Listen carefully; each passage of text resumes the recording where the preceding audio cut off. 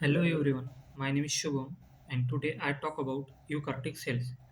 The eukaryotic cells that contains a clearly defined nucleus and membrane-bound organelles like a nuclear membrane, mitochondria, Golgi apparatus, endoplasmic reticulum, and lysosomes.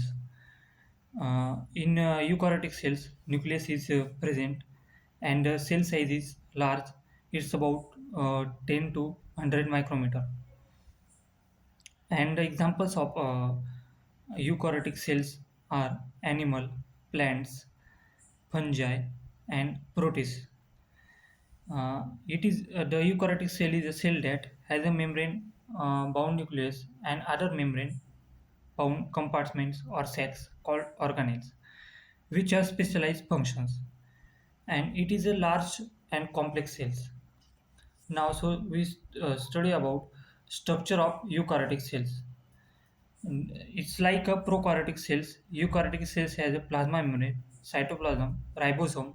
However, unlike prokaryotic cells, eukaryotic cells have a membrane-bound nucleus, and second one is numerous membrane-bound organelles, including the endoplasmic reticulum, Golgi apparatus, chloroplasts, and mitochondria. And it's a several rod-shaped chromosomes. And it Because a eukaryotic cell nucleus is surrounded by membrane, and it is often said to have true nucleus organelles and have specialized cellular roles, just as the organ of our body have specialized roles. Now first one is cell wall. The cell wall is a rigid covering that protects the cell, provides structural supports, and give gives shapes to the cell. The major organic molecules in the plant cells wall is cellulose, a polysaccharide comprised of glucose units. Now second one is plasma membrane. The plasma membrane is all living cells in multicellular organisms have a surrounding plasma membrane, also known as the cell membrane. The plasma membrane separates the inner contents of a cell from exterior environment. Now the plasma membrane can be described a phospholipid bilayer with embedded proteins that controls the passage of organic molecules, ions, water, and oxygen into out of the cell. A single phospholipid molecules consists of a polar phosphate head which is hydrophilic and a non-polar lipid tail which is hydrophobic. Now the phospholipid bilayer consists of two phospholipids and a tail to tail. The plasma membrane main function is to regulate the concentration of substance inside the cell. These substances include ions such as calcium, sodium, potassium. Now third one is cilia. A cilium or cilia plural is a small hair-like protuberances on the outside of the eukaryotic cells. They are primarily responsible for locomotion. A cilium is made up of microtubules coated in plasma membranes. The microtubules are small hollow rods made of the protein's tubule, and each cilium contains 9 pairs of microtubules, forming the outside of a ring and a two central microtubules. In some organisms, known as ciliates, cilia are responsible for movement of the organism as a whole. For example, in the unicellular protist paramecium, cilia covers the surface of the organism and are responsible for movement of as well as feeding. Now, fourth one is nucleus. The nucleus contains the genetic material that determines the entire structure and function of cell. The nucleus stores chromatin, DNA plus protein in a gel-like substance called the nucleoplasm. Now, chromatin describes the material that makes up chromosomes. which are structures within the nucleus that are made up of DNA and the hereditary materials. In eukaryotes, chromosomes are linear structure. Every eukaryotic species has specific number of chromosomes in the nuclei of its body cells. For example, in human, there are chromosomes number is 60, 46, while in fruit flies it is 8. Chromosomes are only visible and distinguished from one another when the cell is ready to divide. In order to organize the large amount of DNA within the nucleus, proteins uh, called histones are attached to chromosomes. The DNA is wrapped around the uh, histones and to form a structure resembling beads on a string. These proteins chromosomes complexes are called chromatin. Now fifth one is mitochondria. The mitochondria are double membrane organelles that contain their own ribosomes and DNA. Each membrane is a phospholipid bilayer embedded with proteins. Mitochondria are often called the powerhouse or energy factories of a cell because they are responsible for making adenosine triphosphate means ATPs. They cell main energy carrying molecule. ATPs represent the short term store energy of the cell. Cellular respiration is the process of making ATP using the chemical energy found in glucose and other nutrients. In mitochondria, this process uses oxygen and produces carbon dioxide as a waste product.